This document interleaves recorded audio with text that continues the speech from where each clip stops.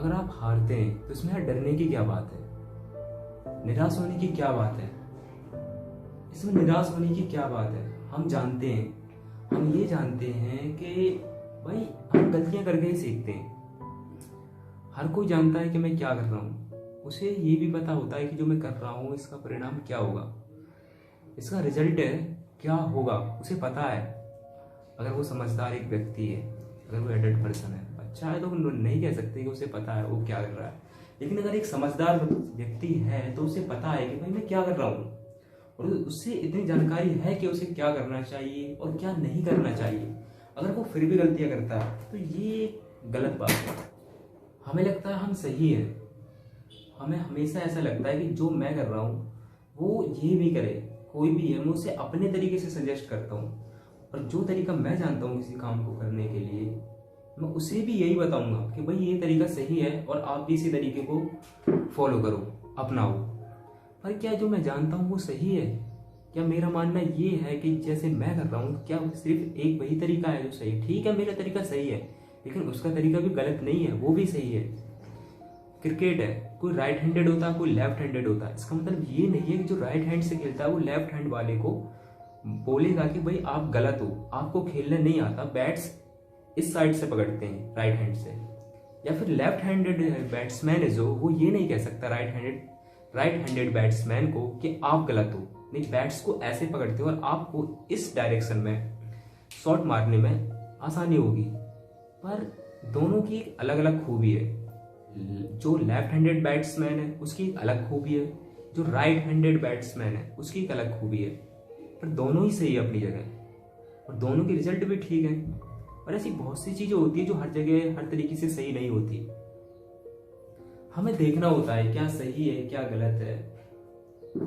और फिर जब हम कुछ स्टार्ट करते हैं तो बहुत सारी प्रॉब्लम्स आती हैं, बहुत सारे उतार चढ़ाव आते हैं, ऐसी बहुत सी चीजें आती हैं जो हमें बहुत हद तक नीचे गिरा देती है।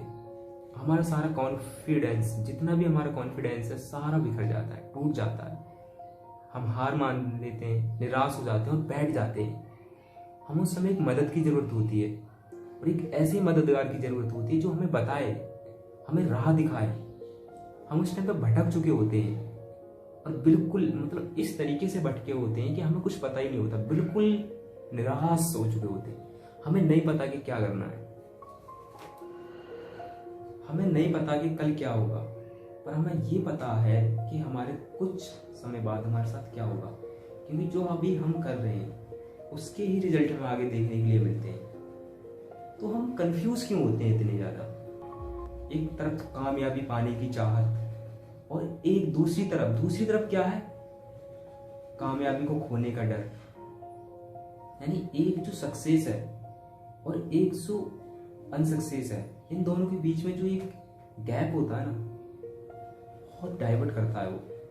एक तरफ हम सक्सेस की कामनाएं करते हैं, जो हमें ये डर है कि हम हार ना जाए, यानी हमें हार का डर है, तो हम उस डर को एक सक्सेस की तरह यूज करें, एक सक्सेस की तरह। और वो सक्सेस को हम कैसे यूज कर सकते हैं? उसे ऐसे यूज कर सकते हैं कि जैसे आपको डर है कि मैं अपने इस गोल को खो ना दूं, तो उसे पाने के लिए आप डबल मेहनत करो। आप उसे खोने से जितना डरोगे, आप उतनी ही ज्यादा मेहनत करोगे उसे पाने के लिए।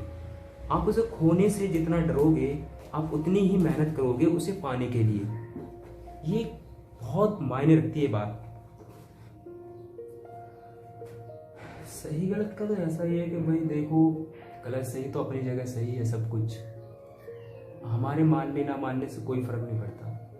जो सही है वो सही है, और जो गलत है वो गलत है। लेकिन जो सही है वो सही है, और जो गलत है वो गलत है।